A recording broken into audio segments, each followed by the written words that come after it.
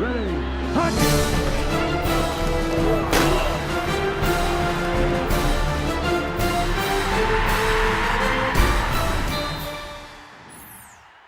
From the Opupka Studios in Oklahoma City, this is an OSU Update with Gina Mizell.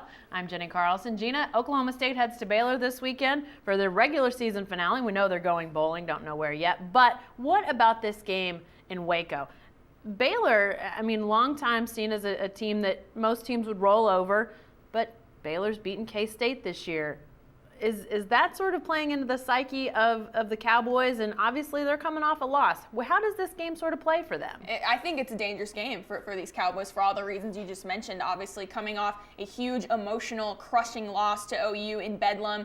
And the fact that Baylor is simply just playing better over the past month. They kind of took OU to the brink a few weeks ago, then obviously upset Kansas State and beat Texas Tech in Arlington last week. And a big difference is their defense. The last two Big 12 defensive players of the week have come from Baylor. It feels like Bizarro world out there because you think of Baylor and you think of Nick Florence and that great offense, and that's continued to roll even without Robert Griffin III. But yeah, going down to Waco, not an easy place to play. And so I'm very curious to see how this team responds in that type of environment. You mentioned RG3, and obviously reigning Heisman winner, clearly a fantastic season for the Bears last year, but never was fantastic against OSU. Mm-hmm. Does that play into this as well, that OSU says, now wait a second, every time we've played Baylor, we've beat them bad, and that included with the best player to ever come through Waco. And how does that sort of play into things? I think when you lose the way that you lost, you're not going to start overlooking a team. You know you kind of want to get back on the field and kind of rectify that. But you're right, as far as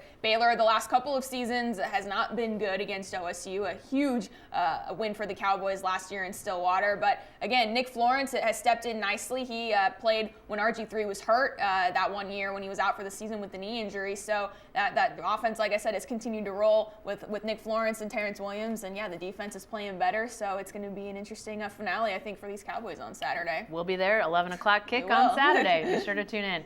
And be sure to stay with the best coverage team anywhere at newsok.com and every day in the Oklahoma.